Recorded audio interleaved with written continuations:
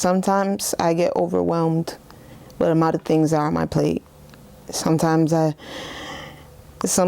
it's like, why do I have to do this? Like, all of this? Like, do I really have to do all of this? Like, sometimes I'm going back and forth and my mind is everywhere. Sometimes I'll be at work and I'm working in Greenwich, but my daughter's in Mount Vernon, and that's on my mind. You know, I have to kind of keep my mind somewhere else while I'm here and worry about things in her school, or sometimes they're calling me at work and she's sick, and I have to make sure that everybody know. I have to call the school or something like that. It gets stressful. It gets really stressful, and then you got to be strong to even go through your day, because now you have a day full of things and you can't break. You can't break in the middle of the day because you have the rest of your day to go. So you have an armor. You're already starting off in the beginning of the day with the armor and going straight ahead. There's times where I literally be crying, you know, like on my way to work, and it's just like nobody stops to cry, you know, like I don't get to stop and cry. I have to keep going and crying, you know, like I have to work while I'm crying. I have to, you know, pick up my daughter while I'm crying or something, like, you know, I don't get to stop and take a breather and cry. I have to keep going, you know, and sometimes it could be really overwhelming that I don't have somebody just, hey, can you just take this from me for a day, you know? You have to keep going. And that could be overwhelming, but you do what you got to do.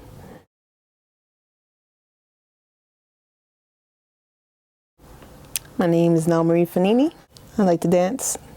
Dance? Yeah. And what do you do for work? I dance. I'm a fitness instructor, so I do Zumba. I'm a certified Zumba instructor, certified cycle instructor, and I hope to get into more fitness things also. I feel like dance and fitness and everything is part of life, is part of you, is something that should be part of you, your health and everything. So it's something that I am willing to do for the rest of my life, because it has such a way of it. Like it's a lifestyle.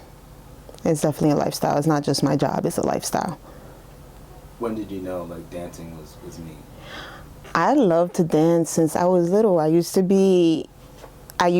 I was in elementary school, I did chorus and I was in dance. They had a jazz program, which I went into.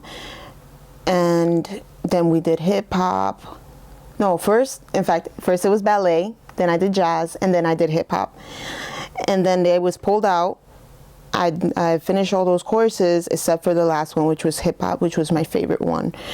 And I always asked my mom to put me back in, but it never happened. She probably just didn't have the money for it. And I always loved it. Always was on my mind. When something's always on your mind, you know that's what you want to do. But at the same time, the way life is set up, it's almost like it's such a far reach. So I got older and I had my 3-year-old, which is now 3, I had my daughter, and it was like, no, now it's over. It's over. 9 to 5, daughter, that's it, because I have to. But then I ended up working for LA Fitness, working at a gym at the front desk, and taking Zumba classes and being really, really good at it. And when I realized that I could not move up any higher from where I was at the front desk, I went to get certified in Zumba, and I felt like I let go of dance. I was trying to find dance for so long, and then I let it go, and I feel like it found me.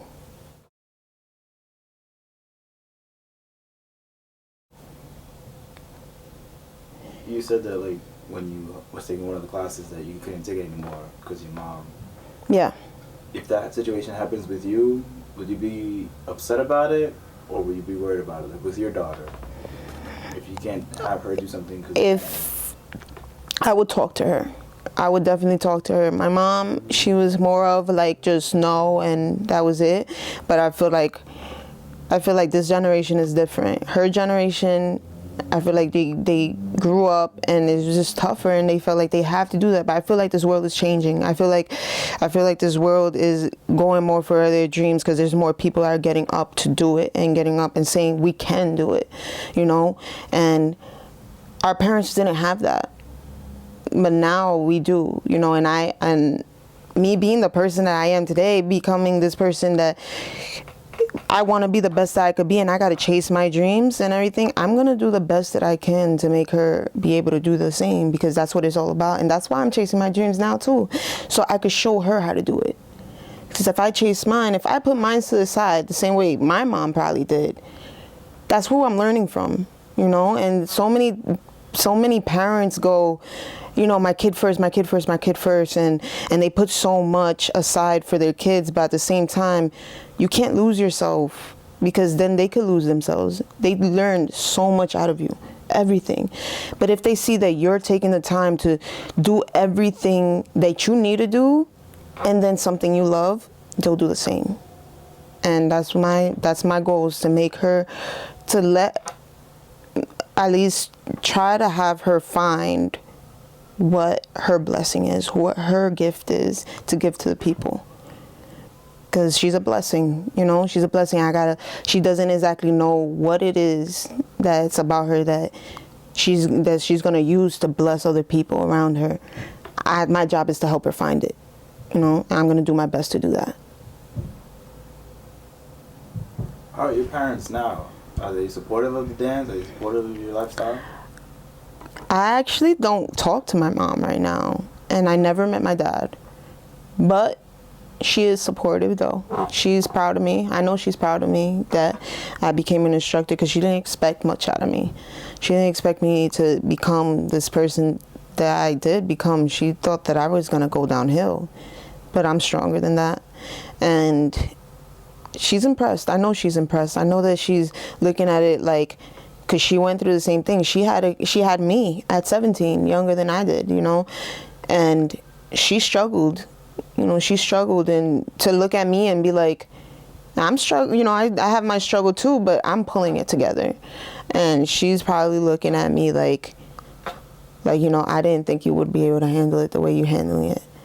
And for you to be a certified instructor right now and doing what you got to do for your daughter, she might not say it, but I know she's impressed.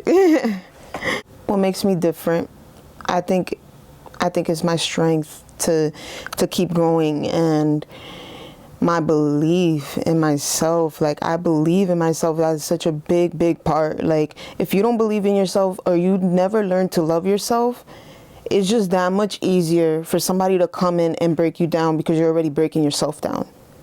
So if you sit there and you believe in yourself, and you just, no matter what, say yes. Like, I am this person. I am this great person. I am, you know, I mean well and everything. And I do have something good. Can nobody come in and say that you have something bad?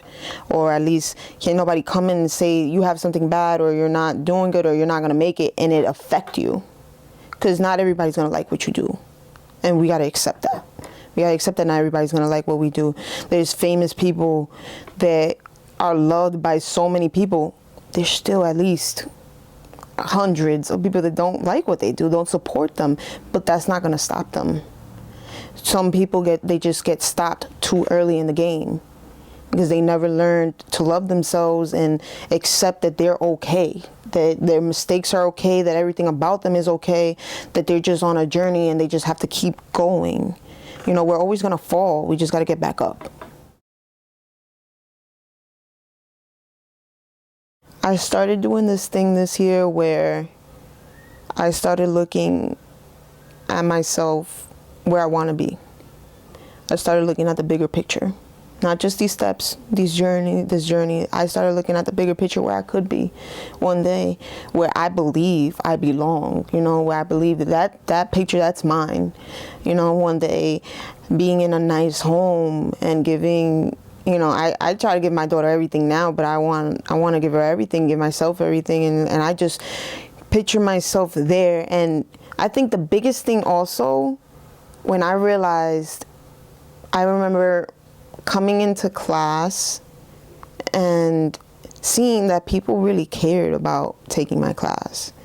There's people that really, like, I get them through the day. Like, and it's amazing. It's like they could be going wrong the whole day and they just want this class, to pick them up. And that's what I realized. I realized, like, there's people waiting on me. I'm not doing this just for myself. There's people waiting on me. There's people that the same way that music makes us feel a certain way and we're grateful that somehow they made it. They had to believe in themselves a lot because they got their crap, like everybody, rappers, singers, they got their crap growing up. And listening to their music, it's like, sometimes I look at them and I'm like, thank you for believing in you. Thank you for going through all the doubt and the stress and the maybe it's not gonna happen.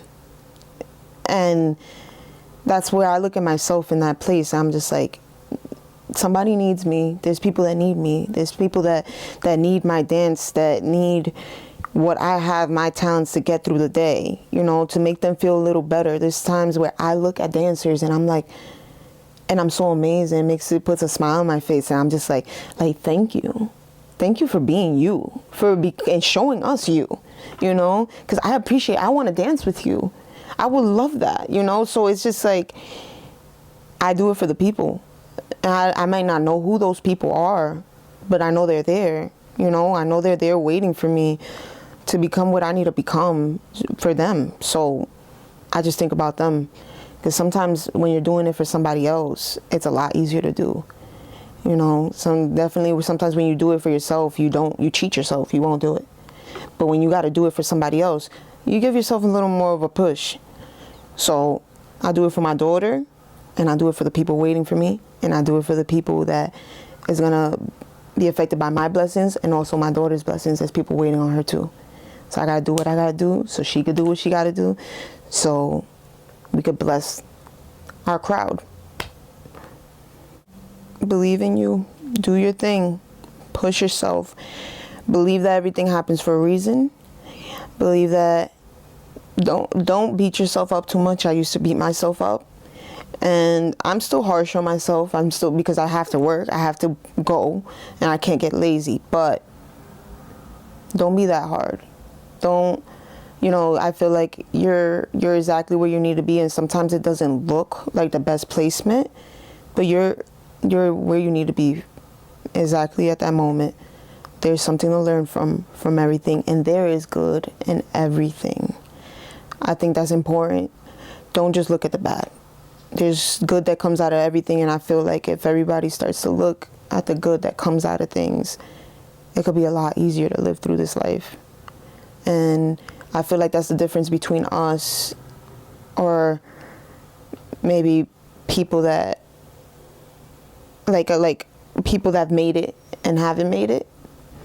That I feel like people that made it, they had to be so positive to go through every single day, to see the good in it. They had to look at the bigger picture. They had to sit there and be like, all of this bad is going on, but you know what? We're still going to make it. Learn to see the good in life, because this life is good.